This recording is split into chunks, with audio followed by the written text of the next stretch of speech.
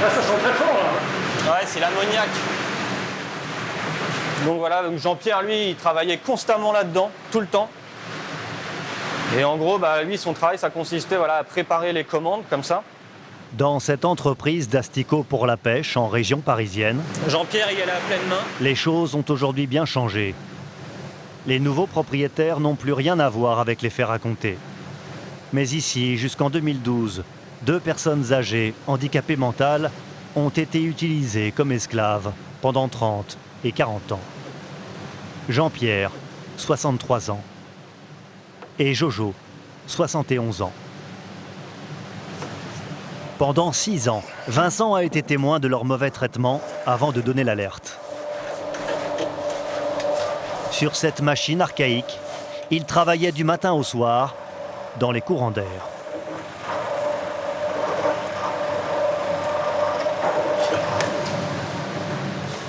Donc, il vivait dans le bruit, Ouais. dans le froid.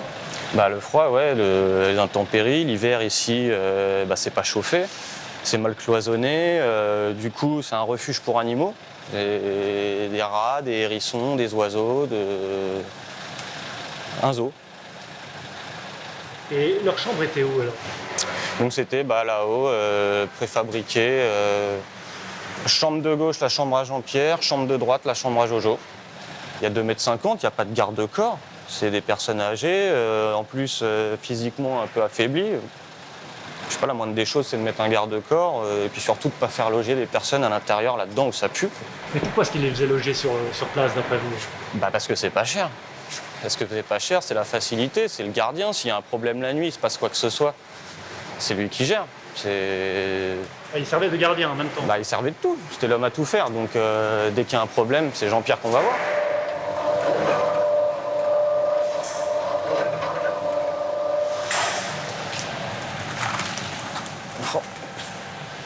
Voilà, donc le peu de choses qui restent de la chambre à Jean-Pierre.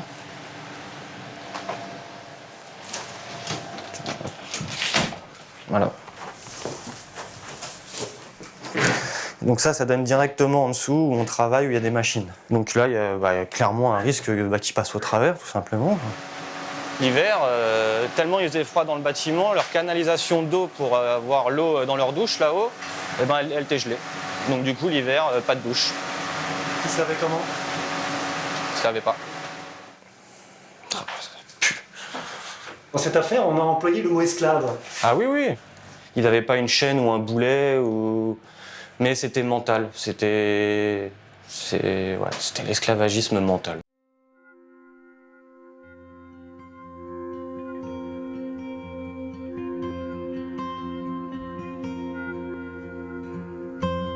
Logés dans des conditions indignes, les 2 hommes étaient prêts à tout accepter, n'ayant pas conscience de leur état de vulnérabilité.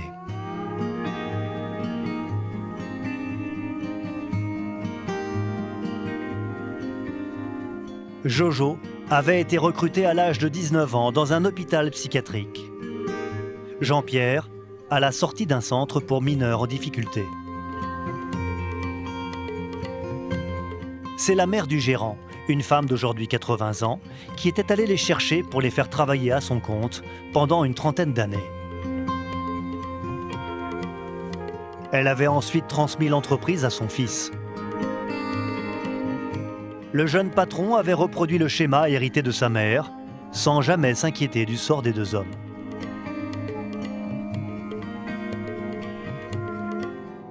Comment est-ce qu'ils se nourrissaient?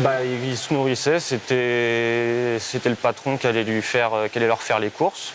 Donc c'était que des produits bas de gamme, vraiment bas de gamme, donc boîtes de conserve, vraiment des produits faciles à faire. Et après c'était au bon vouloir aussi du patron, s'il avait envie d'aller faire les courses ou pas. Jean-Pierre était corvéable à merci. Et Jojo passait sa journée sur ce poste de travail, mal éclairé, assis sur ce vieux fauteuil. Ne sachant pas compter, ses collègues lui avaient fabriqué cette boîte rouge, avec 15 emplacements, pour contenir 15 vers de terre. Je travaillais, mais c'était du 60-70 heures par semaine. Ah ouais, non, mais c'était... Et pour combien d'euros par mois? Et ben moi, de ce que j'ai vu réellement, 80 € par mois, 20 € par semaine. Tous les vendredis, il allait au bureau de la secrétaire avec Jojo et elle lui sortait un billet de 20 à chacun. Et voilà, chaque fois que j'ai vu, c'est 20 € tous les vendredis, c'est tout. Voilà les bureaux et le secrétariat à l'époque. La mère du gérant avait obtenu la procuration bancaire de ses 2 protégés, leur faisant croire qu'elle avait la tutelle. Elle avait ainsi capté l'héritage de Jojo, près de 90 000 €. Donc voilà, la maison du patron, elle est au fond, là-bas. Bon, elle est un peu cachée par les arbres, là, ils ont mis un petit muret, mais sinon, ouais, elle est juste là. Donc ouais, c'est quand même une belle maison, hein, avec 4 chambres, 2 salles de bain, un grand salon, une piscine. C'est pas quelqu'un qui était dans le besoin. Ce contraste entre les conditions de vie du patron et celles des 2 victimes ne semblait choquer personne. Les 2 hommes faisant même parfois l'objet de moqueries de la part de leurs collègues. Personne n'en parlait, on savait tous qu'ils étaient exploités, mais on trouvait ça plus ou moins normal et on fermait les yeux. Et ouais, on fermait les yeux. Combien de personnes ont fermé les yeux finalement? Et je sais pas, en plus, beaucoup de personnes ont défilé ici, sont venus travailler, même des étés, en CDD. Et je sais pas, je pense au moins une vingtaine de personnes sont passées, ont vu ça. Ouais. Personne n'a osé en parler? Personne. Bien souvent, on entendait, si t'es pas content, tu t'en vas. C'était la réponse facile de si t'es pas content, tu te casses.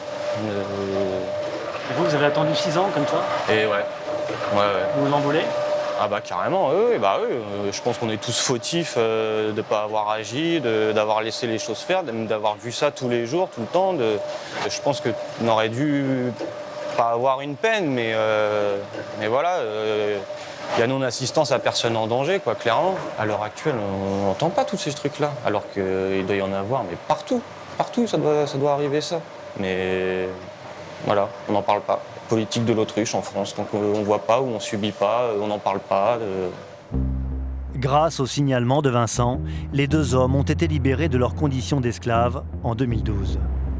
Le gérant a été reconnu coupable de traite des êtres humains, condamné à verser 350 000 €, 5 ans de prison dont 2 fermes.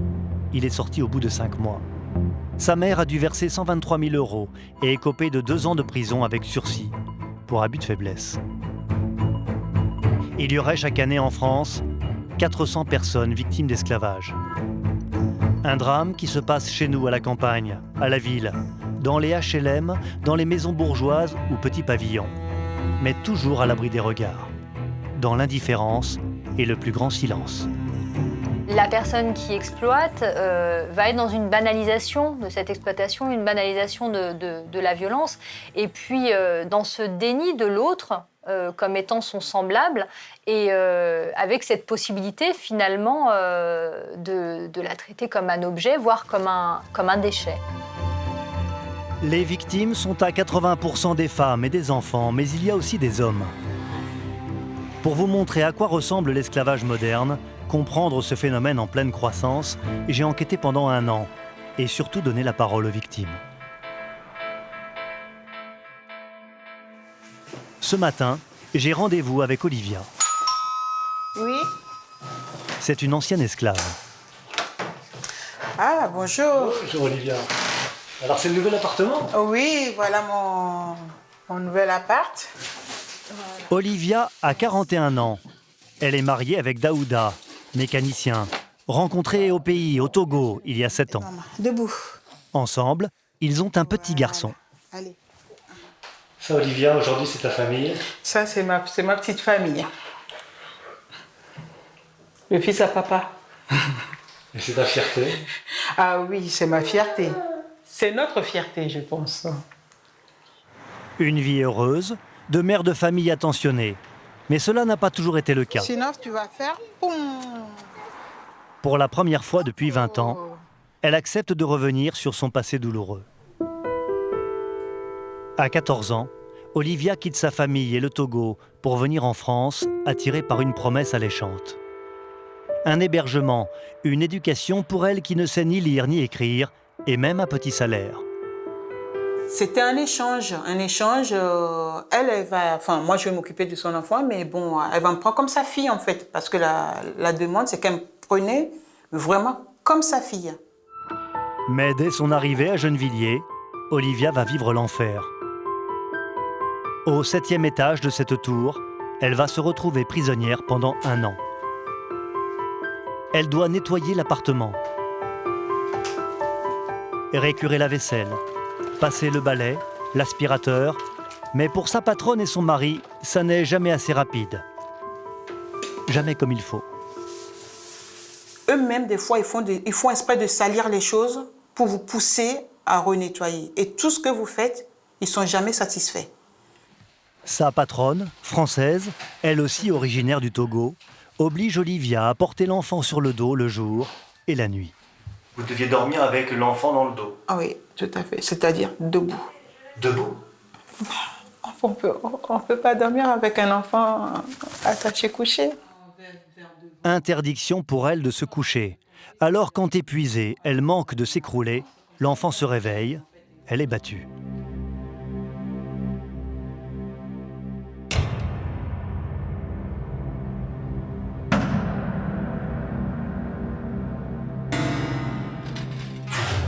Gifles, coups de poing, coups de balai, casseroles, brûlures de cigarettes, coups de couteau. Olivia a encore une trentaine de cicatrices sur le corps.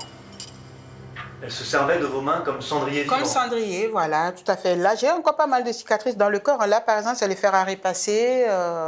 C'est sur ta peau qu'elle va t'apprendre à repasser, en fait. Je restais 3 jours sans manger. T'as faim, on mange devant toi, mais tu n'avais pas le droit de toucher quoi que ce soit. Même l'eau, tu n'avais pas le droit de... Même l'eau de robinet, tu n'avais pas le droit de le boire parce que... Enfin, c'était idiote. Ça m'a toujours fait rire au jour d'aujourd'hui. C'est-à-dire, il y a une caméra qui nous suit. Enfin, il n'y avait pas de caméra, mais elle nous mentait qu'il y avait une caméra qui nous suivait dans la maison. Alors, ça veut dire que si je t'attrape et tu es en train de boire de l'eau ou tu es en train de voler un truc pour manger, je te tue. Avec la peur, je touchais à rien. Ce qu'elle me dit de faire, c'est ce que je faisais. Tu as le droit de parler à personne. Tu as le droit de... Tu sors dehors, par exemple, elle va t'envoyer pour acheter un truc dehors. Tu sors de la maison, elle est derrière. Tu marches, tu te retournes, elle est derrière toi. Alors, ça veut dire que même dehors, tu sors, tu paniques. Parce que imagine, quelqu'un te dit bonjour tellement, même si tu ne connais pas la personne, ça va être une histoire parce que tu as désobéi. C'est pourtant une adolescente de son âge qui un jour va la remarquer dans le parc où elle promène l'enfant. Cette fille me voyait toujours défigurée avec des vêtements déchirés sur le corps. Ça attirait sa curiosité.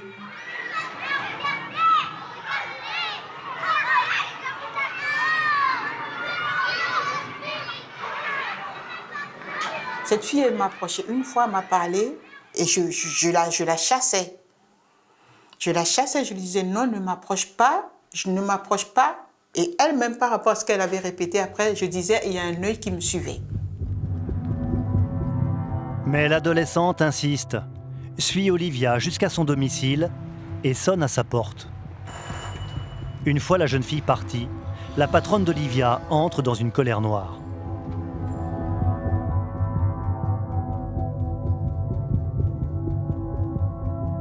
Elle a chauffé la plaque électrique jusqu'à ce qu'elle devenait bien rouge. Elle a pris mes 2 mains, mes 2 paumes de main, elle a appuyé dessus.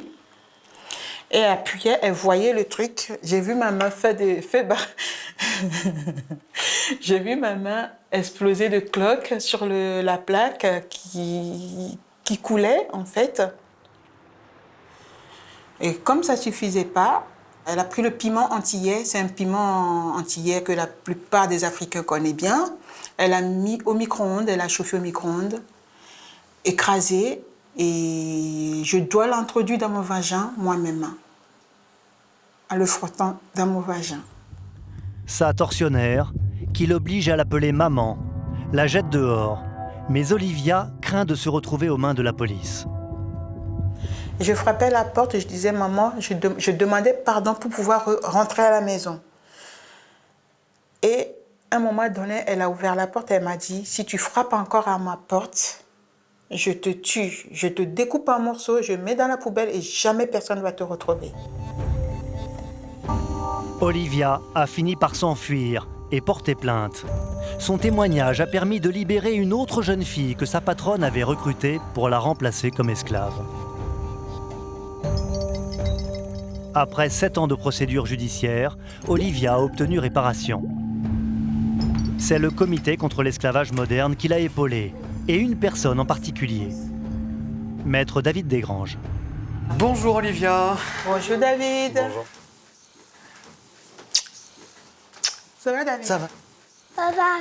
Oui. Olivia est la première victime d'esclavage qu'il a défendue. David, t'as fait du bruit. Vous rappelez-vous la première fois où vous avez rencontré Olivia et dans quel état était-elle arrivée? C'était Olivia, je l'ai vu se reconstruire, mais en partant de très bas. Quelque part, Olivia était en prison dans sa tête, parce qu'on avait réussi à l'enfermer elle-même dans sa tête. Et ça, c'est terrible, parce que on est sur de la manipulation.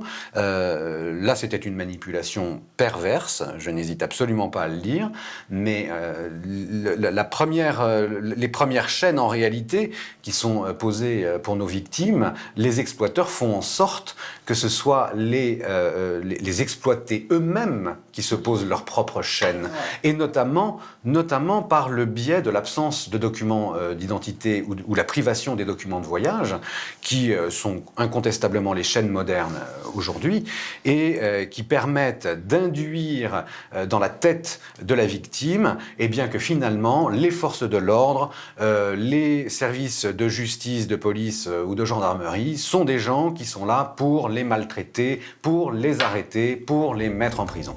David Desgranges et le comité contre l'esclavage moderne ont réussi à faire condamner la patronne d'Olivia à 8 ans de prison ferme. Olivia n'est jamais retournée sur son lieu de torture. Aujourd'hui, elle est d'autant plus soulagée que cet immeuble a été détruit. Depuis 20 ans, le comité contre l'esclavage moderne a intenté plus de 200 procès. Sylvie Audy a été l'une des premières à révéler ces pratiques d'un autre âge. Pour elle, aujourd'hui, pas question de baisser la garde. Non, ce qu'il faut, c'est être vigilant et ne pas être indifférent à la situation des autres.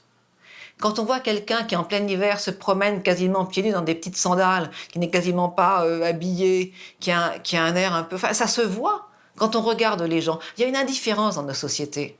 En fait, il faut lutter contre l'indifférence. Et donc, ce faisant, quand on voit une personne dans cette situation, il faut lui parler, lui demander si elle a besoin d'aide. Elle peut vous dire oui ou elle peut vous dire non. Et évidemment, à ce moment-là, il faut nous prévenir. L'équipe reçoit 250 signalements par an. Donc on va commencer peut-être par les nouveaux signalements, Cynthia ? Les signalements. Donc là... Un signalement, c'est un appel téléphonique ou un mail qui évoque le cas d'une personne en détresse, repérée par un voisin, une assistante sociale ou un urgentiste, par exemple. Monsieur qui a 33 ans, qui est pakistanais, il a pris contact avec l'exploiteur par des compatriotes. Et là, l'exploiteur a financé le voyage jusqu'en France. La promesse était le travail plus la rémunération et l'hébergement. Bien sûr, c'est une promesse orale, il n'y a pas de contrat signé. Il y en a une qui nous a renvoyé un jugement. Le récit habituel d'hommes et de femmes qui ont été trompés par de fausses promesses. Exploitation sur les chantiers. Ouvriers forcés à travailler, enfermés la nuit dans des containers, sans eau ni électricité, ni payés, ni nourris. Exploitation sexuelle et prostitution forcée, mais aussi mendicité forcée et servitude domestique. Tous les secteurs sont concernés. Le transport, l'industrie, l'agriculture, l'hôtellerie, la confection, la coiffure. Chaque année, une quarantaine d'affaires de traite des êtres humains font l'objet d'une enquête judiciaire. Il existe un service de gendarmerie en France qui intervient sur ce type d'affaires. L'OCLTI. Ils sont spécialisés dans le travail illégal, le travail forcé et la traite des êtres humains. Ces gendarmes font souvent face à des réseaux très organisés. Pour les combattre, la difficulté des enquêteurs est d'acquérir des preuves. Alors, ils coordonnent leurs moyens avec des inspecteurs du travail et de l'URSSAF pour gagner en efficacité. Le trafic des êtres humains est le troisième plus lucratif après celui de la drogue et de l'armement. Et il n'y a pas que les réseaux criminels qui s'organisent. Les exploiteurs agissent aussi dans la sphère familiale ou communautaire. Il a donné des informations sur la personne qu'il a recrutée, sur les personnes qui l'ont transporté, sur les lieux de travail. Les travailleurs forcés seraient de plus en plus nombreux à arriver en France, recrutés par les esclavagistes. D'après les spécialistes, le phénomène est en augmentation. C'est des infractions qu'on trouve de plus en plus. Donc, cette forme d'esclavagisme moderne, on a de plus en plus d'informations qui remontent vis-à-vis des associations. Il y a beaucoup d'affaires, je pense, qui pourraient ressortir dans les mois ou dans les années à venir. Pour retrouver les coupables, on utilise les mêmes techniques que pour les trafiquants de drogue, surveillance, filature. Aujourd'hui, le seul indice que la victime a pu donner aux gendarmes, c'est un bar fréquenté par son tortionnaire. Le but, c'est de pouvoir effectivement retrouver sur les photos que je vais prendre là aujourd'hui, que je vais essayer de prendre en fonction de la situation qu'on va avoir, pouvoir trouver cet auteur parmi les clients du bar.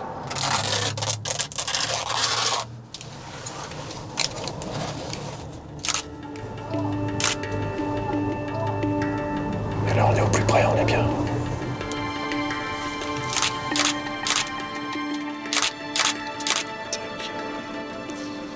Tout ce qui entre et tout ce qui sort, et tout ce que je peux. Tous les visages que je peux avoir. La traque des esclavagistes peut durer des mois. Voilà, d'accord. C'était le matin, l'après-midi plutôt? La plupart du temps, les victimes ne parlent pas le français. Certaines ne connaissent ni la ville ni le quartier dans lequel elles ont été exploitées. Elles sont traumatisées. Je n'avais pas l'argent pour venir. Ce jour-là, cet homme a accepté que l'on filme son audition, mais il ne veut pas être reconnu, de peur des représailles contre lui et sa famille.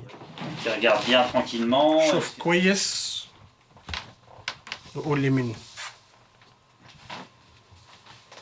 Pour les victimes, porter plainte est toujours un acte de courage. La France, depuis 2013, s'est engagée à prêter assistance aux victimes de la traite des êtres humains. Des personnes vulnérables, jusque-là considérées par leurs bourreaux comme des objets. La France devrait les protéger le temps de l'enquête. Mais ce n'est pas toujours le cas. Faute de logement d'urgence, les personnes se retrouvent à la rue, avec le risque de retomber dans les griffes d'autres exploiteurs.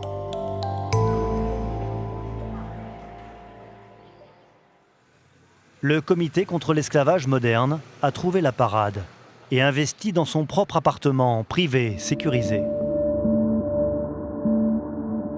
Lorsque les victimes sont libérées par la police ou réussissent à s'échapper de leur lieu d'exploitation, c'est ici qu'elles trouvent refuge. Mona, la directrice du comité, accepte de nous faire visiter les lieux. Un endroit tenu secret. Voilà, donc on est ici dans l'appartement d'urgence où on peut mettre à l'abri 6 personnes à peu près. Pour les victimes de l'esclavage moderne, servitude domestique et travail forcé, il n'y a qu'un seul refuge en France et uniquement réservé aux femmes. Elles ont de 18 à 80 ans. Personne ne connaît l'adresse ici. Pour nous, c'est vital. Pour elles, c'est plus que vital parce que pour certaines, elles peuvent être dans une sorte de recherche active par les personnes qui les exploitaient. Parmi ces femmes traumatisées, certaines n'ont jamais connu autre chose que la soumission. Ici, elles pourront rester jusqu'à 6 mois, le temps de reprendre confiance, d'entamer les premières démarches pour obtenir des papiers provisoires et décider pour certaines de porter plainte. Mona et son équipe permettent ainsi chaque année à une dizaine de femmes de sortir de l'esclavagisme.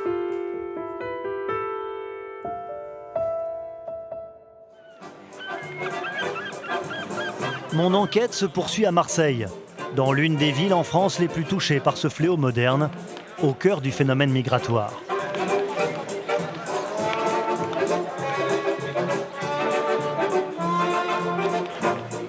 Il y aurait beaucoup d'autres victimes de l'esclavage. Mais où les trouver? Elles sont parfois juste au coin de la rue, mais souvent à l'abri des regards, derrière les volets clos. La plupart des victimes n'osent pas parler et évitent de croiser la police. On les retrouve, parfois malades, ou au bout du rouleau, dans des services d'urgence. Ici, à la passe Rimbaud de l'hôpital Conception, le docteur Grassino a bien voulu m'ouvrir les portes. Bonjour, monsieur Saïd. Bonjour, monsieur. Dans ce centre d'accueil pour les démunis, les sans-droit, l'équipe repère 4 ou 5 fois par an des personnes victimes de la traite des êtres humains. Et dès que c'est votre tour, elle vous appelle. Mais la personne victime d'esclavagisme ne se voit pas forcément au premier regard. Ce jour-là, je tombe sur Fatma, une jolie Sénégalaise de 32 ans. Elle me dit être venue pour soigner une crise d'angoisse. Installez-vous.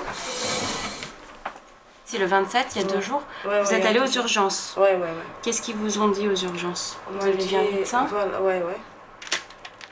On m'a dit peut-être on me donne des... Parce que là, on prie encore les sangs pour voir. En peu de temps, le médecin comprend que sa patiente est victime d'un mal bien plus profond. Peut-être un nouveau cas d'esclavage. Elle l'oriente vers l'assistante sociale. Bonjour.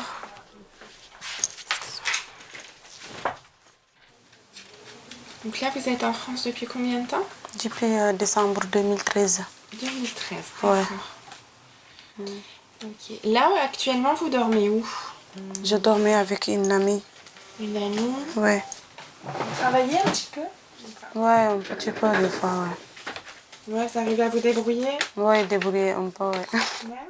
Fatma, mise en confiance, ose enfin raconter ce qu'elle aurait subi pendant plus d'1 an. Elle aurait été exploitée par sa patronne dans un salon de coiffure. Ouais, c'est moi qui les magasins, c'est moi qui ai ouvert le matin, c'est moi qui fais les ménages, c'est moi qui ferme. Elle aurait été payée une misère, menacée de mort et réduite au silence. Son mari, il vient, il m'a fait comme ça. Si tu parles, je te tue. Si tu allais à la police pour dénoncer ma femme, on te refoule. Afrique directe parce que tu n'es pas de papier, tu n'es pas de légal. C'est pour ça que j'ai peur avant pour venir, pour aller, pour dire les gens mon problème. Quand ça sort, ça fait du mal ou ça fait du bien d'en parler? Mal. Elle m'a dit, ici les gens sont méchants, tu parles pas de ton problème, sinon on te dénonce. C'est pour ça, avant j'ai éloigné les gens. Et Fatma, il y a eu des menaces également sur vous? Oui. C'était quoi ces menaces? Un jour, il y a quelqu'un qui m'a appelé, je ne sais pas c'est qui, mais c'est un garçon. Je ne reconnais pas cette voix. Elle m'a dit, si tu ne sors pas à Marseille, je te tue. 2 fois avec un numéro inconnu. Mais aujourd'hui, vous êtes prête à parler, vous avez envie d'en parler? Oui. Malgré les risques que vous prenez? Oui. Parce que je suis fatiguée. L'assistante sociale va contacter l'association qui lutte à Marseille contre l'esclavage moderne. Soulagée d'avoir enfin pu parler, Fatma a osé me montrer l'immeuble où elle dit avoir vécu ce cauchemar pendant 1 an et 3 mois. C'est son salon, la magasin en bas, là derrière toi. Ouais. C'est là, j'habitais au 1er étage. Au premier ou ça? Oui, j'habitais là, première, avant je travaillais en bas. Elle me raconte que pour la faire travailler au maximum, sa propriétaire lui avait trouvé un logement juste au-dessus du magasin. Une manière de l'isoler encore un peu plus. Avant, je ne connais même pas ici. C'est vrai? Oui, c'est vrai. Avant, je ne connais même pas ici. Pourtant, ici, c'est pas loin. Mais tellement... Elle m'a fermé tellement, je ne connais rien. Elle t'a fermé les yeux? Oui, elle m'a fermé les yeux, elle m'a fermé le cœur. Depuis 8 mois, Fatma est sortie de cette situation. Hébergée chez une amie, elle m'a invité chez elle. Elle est issue d'une famille nombreuse, avec 8 frères et sœurs. C'est à 11 ans qu'elle abandonne l'école pour aider sa mère. Fatma, où est-ce que vous avez appris à coiffer comme ça? Sénégal, parce que ma mère, elle coiffe, mes sœurs aussi. C'est pour ça. Toujours, dès qu'on coiffe, c'est moi qui viens pour passer les mèches, comme ça. C'est ça, tout le temps, j'ai regardé, oui, j'ai regardé. J'ai appris. Pour ses parents, son avenir était tout tracé. Je voulais quitter le Sénégal pour venir ici. Parce que là-bas, c'est dur. Deuxièmement, ce n'est pas toi qui décides, c'est les parents qui décident. Tu veux pas, tu fais ça. Tu vois? Moi, je n'aime pas vivre comme ça. Parce que moi, j'ai 2 sœurs qui vivent comme ça. Mariage forcé. La deuxième, elle a pleuré. Ma mère a dit, si tu ne dis pas oui, je me suicider. Après, je dis, tout le monde, c'est toi qui me tues. C'est pour ça, dès que je vis ça, moi, je dis rien. Toujours, je me coiffe. J'ai ouvert une compte pendant 6 ans. J'ai accumulé les sous. J'ai payé pour venir ici. Je fuis là-bas. Fatma me dit avoir payé un passeur, travaillé en Espagne comme femme de ménage pendant 1 an pour 300 € par mois. Une femme l'aurait attiré à Marseille, lui promettant 3 fois son salaire pour travailler au domicile d'un couple comme garde d'enfants. Mais en arrivant dans l'appartement, rien ne se serait passé comme prévu. Quand je viens ici, elle m'a ramené son maison copain. Je vis aucun enfant. Mais moi, je dis rien. Je pensais que les enfants, on allait étudier ou bien on allait sortir. Fausse promesse, elle découvre qu'elle a fait l'objet d'un marchandage. L'homme aurait voulu la mettre dans son lit.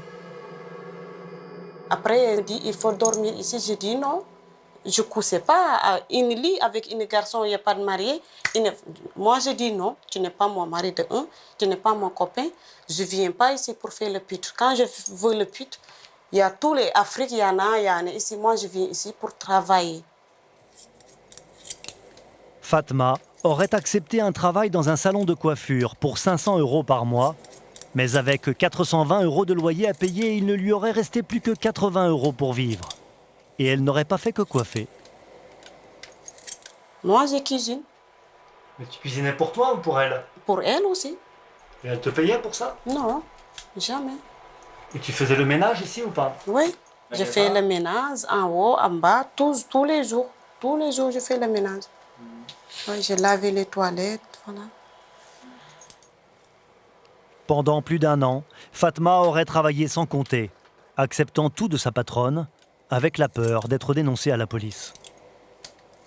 Et tu sortais sinon en ville, dans Marseille? Non, parce que j'étais peur. Comme elle m'a dit, ici tu fais attention, tu ne sors pas. J'ai peur. Avant, dès que je vis une policière, je fuis. Ou bien je me tremble parce que, voilà. On te disait qu'il fallait te cacher? Ouais, je casse. Quelques jours plus tard, orientée par l'hôpital de Marseille où elle était venue consulter, Fatma et une amie décident de se rendre à l'Organisation internationale contre l'esclavage moderne. Aujourd'hui, c'est Roselyne, coordinatrice sociale, qui accueille Fatma. Ce qu'on va faire aujourd'hui, c'est essayer de comprendre votre situation. D'accord. Pour ça, on va être obligé de vous poser pas mal de questions pour bien comprendre. Donc, depuis le début, avant votre arrivée en France, et ce qui s'est passé ici en France. On va être parfois peut-être indiscrète, mais c'est vraiment pour vraiment comprendre tout ce qui vous est arrivé et voir si éventuellement votre situation peut être considérée comme une situation de victime de traite. Avec Andrea, la juriste, elles vont pointer si tous les critères de la traite sont remplis, comme le fait d'avoir été recruté, transporté, accueilli, hébergé, dans le but d'être exploité. Est-ce que vous pouvez un petit peu me parler de vous lorsque vous étiez au Sénégal, votre famille? Est-ce que vous avez des frères et des sœurs? Est-ce que vos parents sont toujours là? Qu'est-ce que vous faisiez au Sénégal? Au Sénégal, je fais là-bas les tresses, coiffeuse. D'accord. Vous êtes venu comment en France? En voiture, en train? En bus. En bus. Ouais. Vous avez donné de l'argent à une personne? Ouais. Combien vous avez donné? Alors, cette dame, est-ce que c'est la dame qui vous a accueilli, entre guillemets, à Marseille, pour C'est laquelle un monsieur. C'est un monsieur. Oui, c'est un garçon, oui. Avant, il était prévu que vous dormiez dans la même chambre? Dans la même chambre avec le garçon, dans la Ah même bon? lit. Oui, Ça? oui. Les toilettes, c'est sale, il y a des cafards, il y a des rats, c'est très, très, très sale. Un récit douloureux pour Fatma, obligée de plonger dans des souvenirs qu'elle aurait préféré chasser de sa mémoire. Mais Roselyne et Andrea veulent être certaines qu'il ne s'agit pas d'un simple cas de travail illégal, hélas trop répandu. Vous pouvez nous décrire vos journées de travail? Non, il n'y a pas de pause manger. Comment elle s'adresse à vous? Elle est plutôt gentille? Elle m'a dit, il n'y a pas de témoin, il n'y a pas de signature. Ici, c'est la France. C'est le papier qui compte, je ne te donne rien de tout. Fatma aurait encore eu la naïveté de confier ses économies, 1 500 € à sa patronne qui aurait su jouer sur les sentiments. Moi, comme je travaille avec elle, j'ai fait confiance. J'ai dit peut-être qu'elle me rendre mes sous. Je donnais les 1 500 €. Il l'a pris, il ne me rend pas. Oui, c'est au niveau de la confiance. Pourquoi Non, vous non, parce faites que- confiance à ce point-là? Comme elle m'a dit, je te prends comme une petite sœur, parce que moi, je ne comprends pas le système ici. Ok. Je ne connais pas les gens, je ne parle pas avec les gens, je ne connais pas les systèmes ici. Fatma a été mise à la rue il y a 8 mois. Mais jusqu'à ce jour, les menaces continueraient. Toi, je ne te laisse pas. Dès qu'on ne te fait pas les menottes pour te refouler, je ne te Vous laisse la pas. croisez régulièrement? Oui, toujours, parce qu'on n'est pas loin. Moi, je veux, elle me laisse tranquille. D'accord. Et vous porteriez plainte contre elle? Je n'ai pas, parce que je n'ai pas de papier. En fait, ça, c'est deux choses différentes. Vous pouvez déposer plainte même si vous n'avez pas vos papiers. Enfin, c'est quelque chose que vous voudriez faire? De déposer plainte contre elle ou c'est pas forcément nécessaire? Oui, oui, oui. Je veux, moi, la justice. Lorsqu'une personne comme Fatma porte plainte et est reconnue victime de traite des êtres humains, la France s'engage à lui délivrer des papiers provisoires pour lui permettre de se reconstruire. Une loi qui, d'après certains, pourrait créer un appel d'air, inciter des sans-papiers à se faire passer comme victimes. Je veux dire, ce n'est pas des gens qui viennent raconter n'importe quoi pour avoir des papiers. Ces gens-là, ils ne viennent pas ici, jamais. Et si exceptionnellement ils viennent, on les réoriente. Et par votre questionnement, vous arrivez à savoir rapidement si la personne est sincère ou pas? Oui. On arrive à savoir. Alors après, puis si on ne sait pas, on renforce les entretiens d'identification. On en fait plusieurs jusqu'à temps que. On prend jamais. On décide jamais qu'une personne est victime sans avoir vraiment fouillé dans son histoire et bien compris son histoire et vérifié certaines choses. Merci beaucoup. En 2014, seulement 31 personnes reconnues victimes de traite des êtres humains ont été régularisées. Il n'y a pas que les personnes vulnérables qui tombent entre les mains des esclavagistes. Keïta a 36 ans, il est ivoirien. Il pourrait être mannequin. Il est ingénieur en informatique, marié et père de 3 enfants. C'est pour eux qu'il a accepté de quitter un travail établi en Côte d'Ivoire dans l'espoir d'offrir à sa famille une vie meilleure.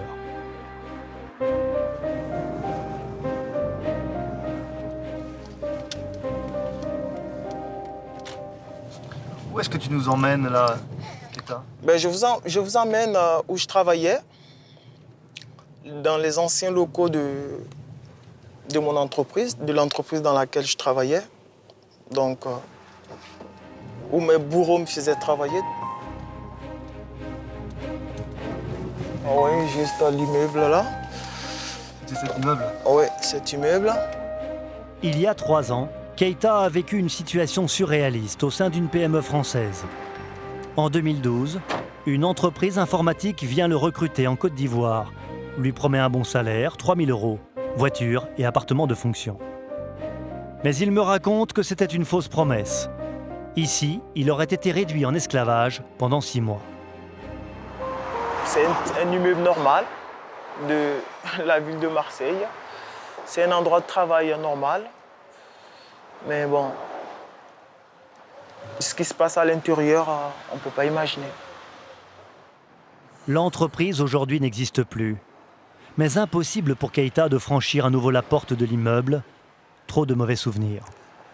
L'angoisse, la peur, la douleur, la peur de revivre, de revoir des images de mes journées, voilà, de mon poste de travail, de mes journées que je passais. Dans le bureau qu'il a bien voulu me décrire, Keïta aurait été harcelé du matin au soir, sans aucune pause. Il aurait fini par perdre 15 kilos. Qui parmi les 4 salariés dont il supervisait le travail aurait pu se douter de cette situation? En col blanc et costume cravate, un chef en apparence, mais sous le contrôle de sa patronne, qu'il décrit comme tortionnaire. Lorsqu'une personne dit oui, voilà, moi, c'est moi qui décide que tu manges, c'est moi qui décide que tu sois hébergé, c'est moi qui décide que tu sois soigné, c'est moi qui décide que tu aies de l'argent. Et que quand ça c'est détenu par une personne,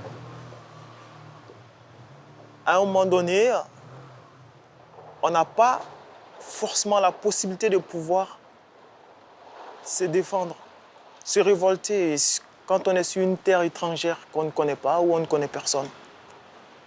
On est obligé de subir, et c'était mon cas.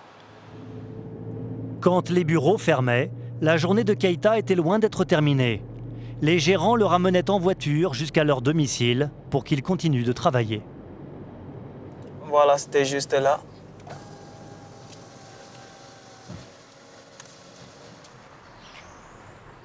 Voilà, ça c'était la maison où habitaient mes employeurs, au premier étage. Et moi, j'étais logé au rez-de-chaussée. Cet immeuble-là, c'était comme une prison? C'était une prison. Avec une porte Je rentre, je ne sors plus. Et quand je rentre, personne n'a le droit de me rendre visite.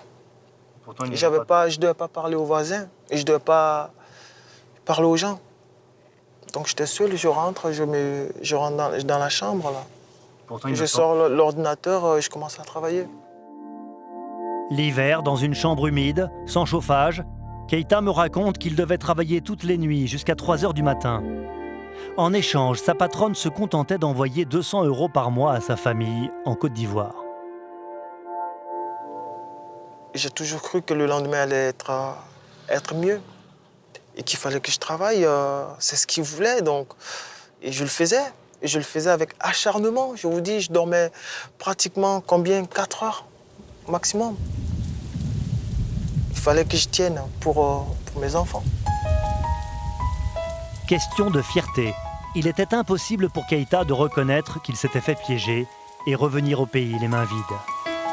Ses employeurs avaient vite compris comment le faire culpabiliser pour l'obliger à travailler davantage. Ils m'ont arraché à mon travail. Ils m'ont arraché à ma famille, ils m'ont arraché à mes valeurs de personnes qui étaient intégrées dans la société, de personnes qui étaient confiantes. Et j'ai tout perdu à cause d'eux.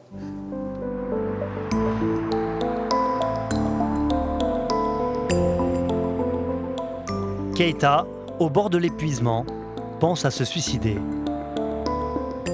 C'est une collègue de travail qui remarque son mauvais état de santé et l'oblige à réagir. Il y a 2 ans, il quitte l'entreprise et décide de porter plainte avec l'Organisation internationale contre l'esclavage moderne. C'est Roselyne qui, la première, lui a permis de reprendre courage et de ne plus se sentir coupable. Bonjour Bonjour, Keïta. madame. Rentrée, ça va? Ça va. Depuis la dernière fois? Ça va, par la grâce de Dieu. Bon, venez. Keïta a voulu partager avec elle la bonne nouvelle. Qu'est-ce que ça a donné votre rendez-vous? Il a retrouvé un travail. C'est concluant pour l'instant, donc j'attends la date de signature du contrat. Ça, c'est une super nouvelle parce que ça fait quand même bientôt 2 ans que vous cherchez du travail, Bien sûr, même bien plus. sûr. Je lui suis reconnaissant et je le serai toute ma vie. Il faut aider la personne à se reconstruire, à retrouver une vie digne, à l'aider à trouver un travail, à aller mieux au niveau de la santé. Toutes les personnes, sans exception, ont des problèmes de santé. Toutes. Il n'y en a pas une qui soit passée par ici qui n'ait pas eu un problème de santé des suites de cette très mauvaise expérience. Je me suis vu comme un objet, que j'avais réalisé que j'avais plus de liberté. Et elle m'avait dit que Quand tu travailles avec une entreprise, tu es lié à cette entreprise, tu appartiens à cette entreprise, le mot qu'elle a utilisé. Et que ça, je ne pourrai jamais l'oublier.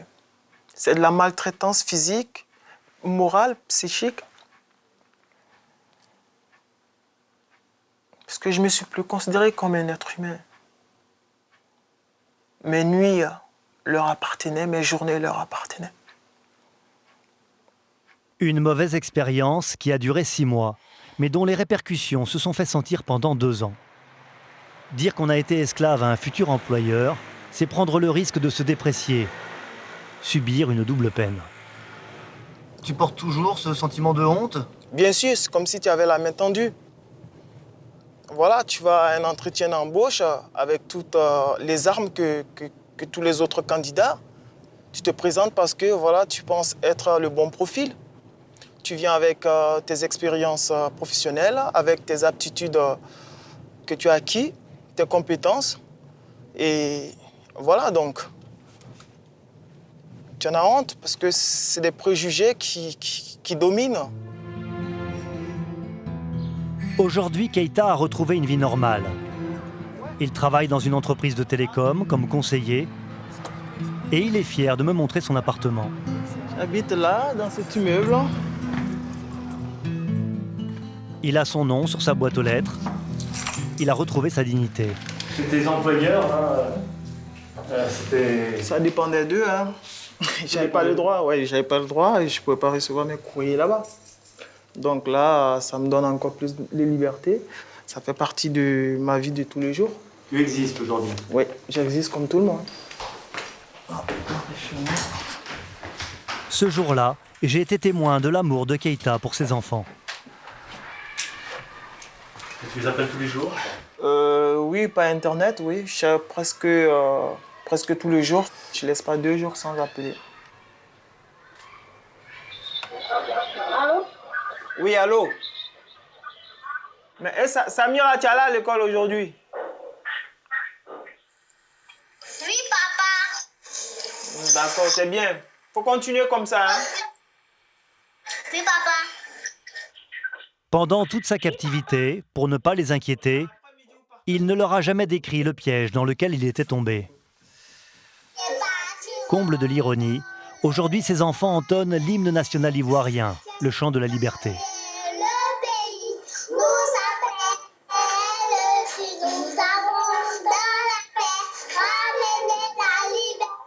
Bravo! Bisous, bisous, bisous, bisous. Voilà, donc quand on a des enfants comme ça derrière soi et qu'on vit ce genre de choses, ça dit pas que c'est pas à moi qu'on fait vivre l'enfer, on fait vivre l'enfer à toute une famille. On fait du mal à toute une famille, quoi. Keïta s'est servi de cette expérience douloureuse pour écrire des chansons. Un artiste aujourd'hui reconnu dans son pays en Afrique. L'une d'elles passe même en boucle à la radio ivoirienne. Je revis. Et le fait de revivre et de retrouver goût à la vie, chose que j'avais perdue. Et je pense que c'est vraiment le passage de l'ombre à la lumière. Qu'est-ce que tu nous fais écouter, hein? Ben, ce titre, il s'appelle « Ton visage ». Le visage de qui? Ben, le visage de ma femme. Pour dire, voilà, que je demande pardon et que... Mais pardon pourquoi? Pardon tout simplement parce que à un moment donné, je pense qu'on fait des erreurs, on fait des mauvais choix. Je demande pardon et dis tout simplement que c'est l'image de ton visage qui m'a permis de tenir. Keïta est depuis retourné en Côte d'Ivoire, retrouver sa famille qu'il espère un jour faire venir à ses côtés en France. Il a gagné au prud'homme et attend les suites du procès au pénal. Ses employeurs ont disparu de la circulation Il risque jusqu'à 7 ans de prison. Pendant 1 an, j'ai rencontré beaucoup d'autres victimes, hommes et femmes, humiliés, broyés par leurs bourreaux. Je les remercie d'avoir eu le courage de témoigner. Ils m'ont fait comprendre que l'esclavage, bien plus qu'un système d'exploitation économique, est aussi une terrible machine à nier l'existence des êtres humains. Jusqu'en 2013, aucune loi n'existait pour réprimer ce fléau. Depuis, l'esclavage est inscrit dans le code pénal. Un plan d'action national contre la traite des êtres humains a même été adopté en 2014. Mais aucun centime n'a été débloqué. La lutte contre ce fléau est d'abord l'affaire de tous. Il est important de continuer d'en parler parce qu'il n'est pas acceptable qu'aujourd'hui en France, des personnes que l'on croise quotidiennement soient victimes d'esclavage et qu'elles n'aient pas connaissance de leurs droits et qu'elles soient niées en tant qu'êtres humains et qu'elles soient dans l'anonymat. Et donc c'est notre responsabilité à tous d'être à l'écoute, d'ouvrir nos yeux de manière à tendre la main quand c'est nécessaire.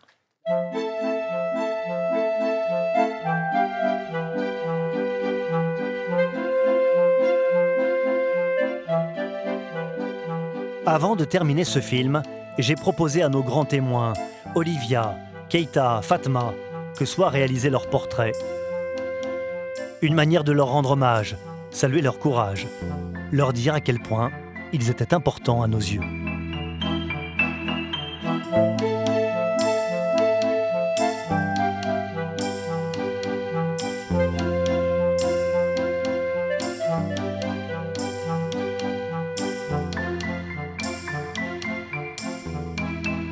Bah oui, c'est moi.